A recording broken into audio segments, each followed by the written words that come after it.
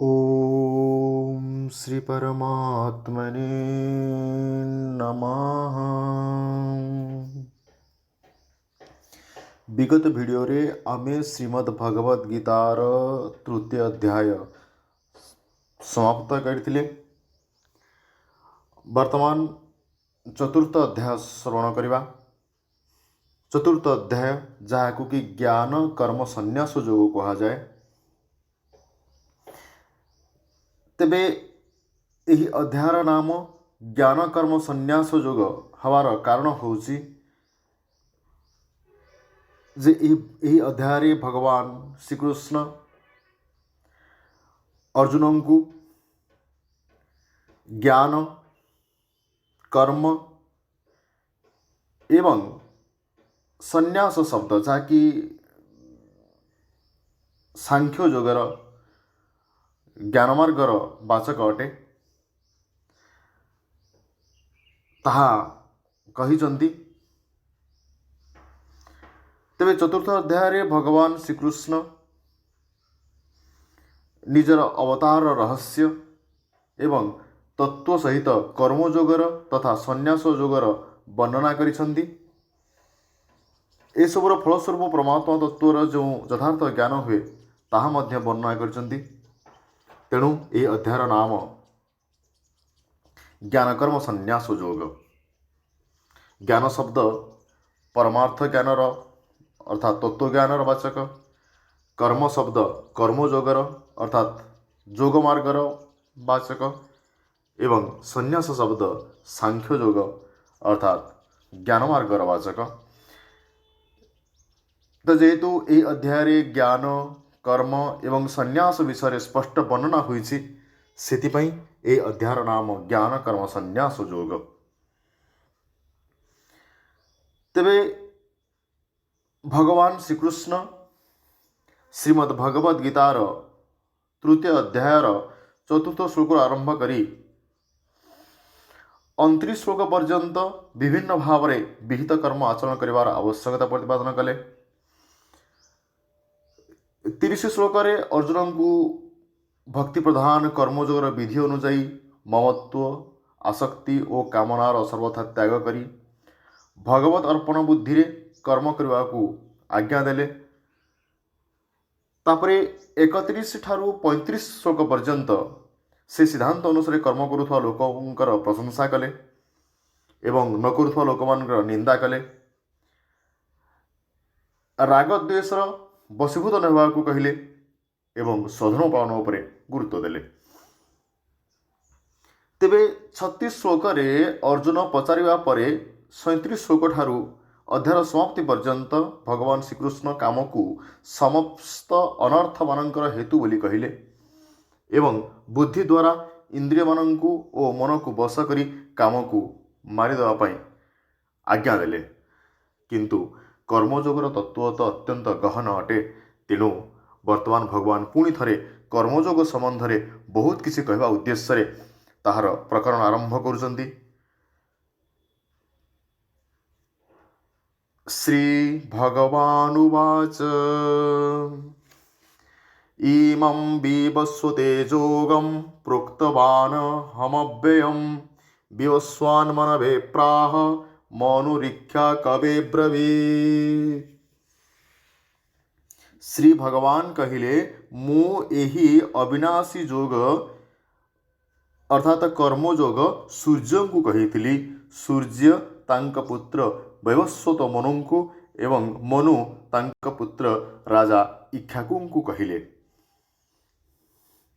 एवं परंपरा प्राप्त मीमं राजर्षयो विदुः सकाले नेह महता जोग नष्ट परंतप।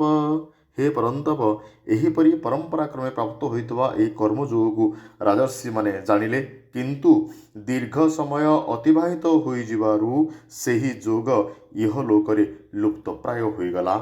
सएवायं मया तेद्य जोगः प्रोक्तः पुरातनः भक्तोऽसि मे सखा चेति रहस्यं हेतदुत्तमम्। तुमे मोर भक्त एवं प्रिय सखा तेणु से पुरातन जोग आज मु तुमको कहीदेली कारण यह अति उत्तम रहस्य। ତେବେ ଏହି କଥା ଶ୍ରବଣ କରି ଅର୍ଜୁନଙ୍କ ମନରେ ପ୍ରଶ୍ନ ଆସିଥାଇପାରେ ଯେ ଭଗବାନ ଶ୍ରୀକୃଷ୍ଣ ତ ବର୍ତ୍ତମାନ ସମୟରେ ଅଟନ୍ତି, ତ ସେ ସୃଷ୍ଟି ଆରମ୍ଭରେ ସୂର୍ଯ୍ୟଙ୍କୁ ଉପଦେଶ ଦେଇଥିଲି ବୋଲି ଯେଉଁ କହୁଛନ୍ତି, ଆଉ ଆଜି ତୁମକୁ ଯେଉଁ ଉପଦେଶ ଦଉଛି ବୋଲି କହୁଛନ୍ତି, ଏ କଥାର କାରଣ କ'ଣ ହେଇପାରେ? ତ ସୃଷ୍ଟି ଆରମ୍ଭରୁ ଭଗବାନ ସୂର୍ଯ୍ୟଙ୍କୁ କିପରି ଉପଦେଶ ଦେଲେ? ଏ କଥାକୁ ସ୍ପଷ୍ଟ ରୂପେ ବୁଝିବା ପାଇଁ ଅର୍ଜୁନ ଭଗବାନଙ୍କୁ ପଚାରୁଛନ୍ତି। ଅପରଂ ଭବତୋ ଜନ୍ମ ପରଂ ଜନ୍ମ ବ୍ୟବସ୍ୱତଃ କଥମେତଦ୍ବିଜାନୀୟଂ ତ୍ୱମାଦୌ ପ୍ରୋକ୍ତବାନିତି। ଅର୍ଜୁନ କହିଲେ, ଆପଣଙ୍କ ଜନ୍ମ ତ ଏବେ ହୋଇଛି ଏବଂ ସୂର୍ଯ୍ୟଙ୍କ ଜନ୍ମ ତ ବହୁତ ପୂର୍ବରୁ ହୋଇଛି, ତେଣୁ ଆପଣ ହିଁ ସୃଷ୍ଟି ଆରମ୍ଭରେ ସୂର୍ଯ୍ୟଙ୍କୁ ଏହି ଯୋଗ ବିଷୟରେ କହିଥିଲେ ବୋଲି ମୁଁ କିପରି ଜାଣିବି?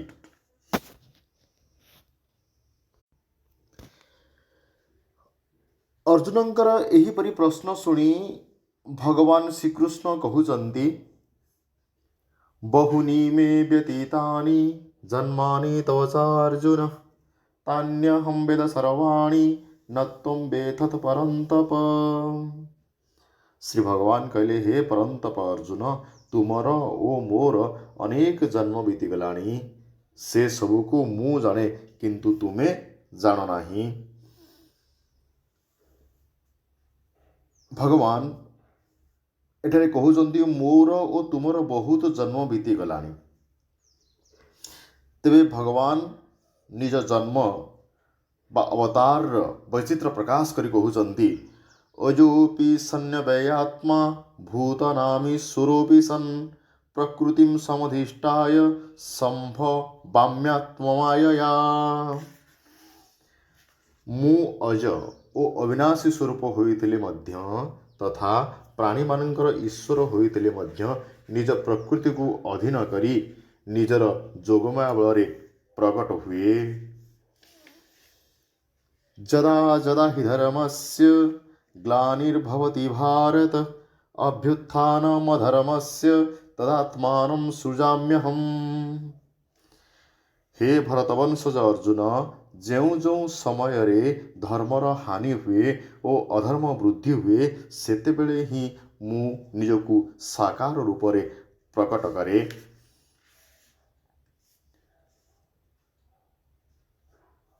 ତେବେ ଏହି ଶ୍ଲୋକରେ ନିଜ ଅବତାରର ସମୟ ବିଷୟରେ ଭଗବାନ ବର୍ଣ୍ଣନା କରି ସାରି ଏବେ ତାଙ୍କ ଅବତାର ପ୍ରୟୋଜନତା ବିଷୟରେ କହୁଛନ୍ତି।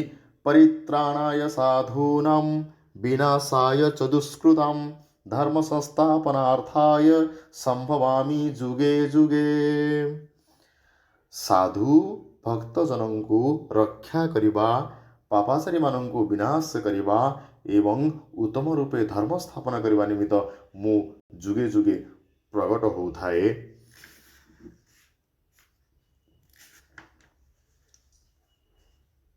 ତେବେ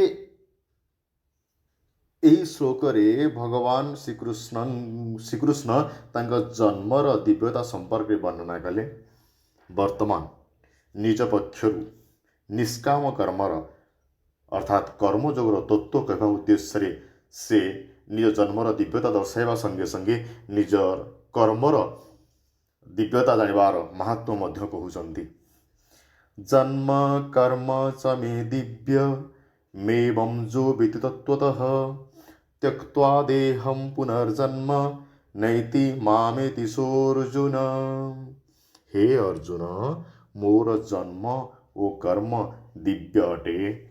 ଯେଉଁ ମନୁଷ୍ୟ ତତ୍ତ୍ୱତଃ ଏ କଥା ଅର୍ଥାତ୍ ମୋର ଜନ୍ମ ଓ କର୍ମକୁ ଜାଣିଯାଏ, କରିନିଏ, ସେ ଦେହତ୍ୟାଗ କରି ଆଉ ପୁନର୍ଜନ୍ମ ପ୍ରାପ୍ତ ହୁଏ ନାହିଁ, ବରଂ ମୋତେ ପ୍ରାପ୍ତ ହୁଏ।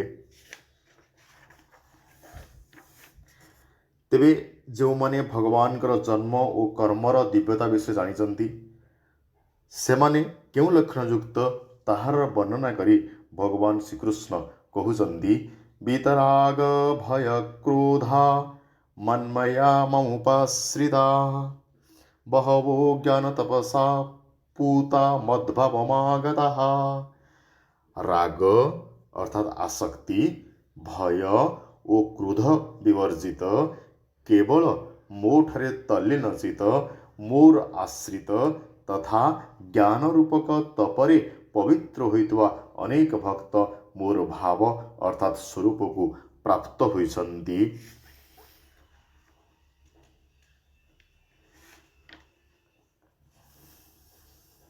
ତେବେ ଜନ୍ମର ଦିବ୍ୟତା ବର୍ଣ୍ଣନା କରି ସାରି ଭଗବାନ ଏବେ କର୍ମର ଦିବ୍ୟତା ବିଷୟରେ ବର୍ଣ୍ଣନା ଆରମ୍ଭ କରୁଛନ୍ତି। ଆମେ ଏହି ସମ୍ବନ୍ଧରେ ପରବର୍ତ୍ତୀ ଭିଡ଼ିଓରେ ଆଲୋଚନା କରିବା। ଜୟ ଜଗନ୍ନାଥ।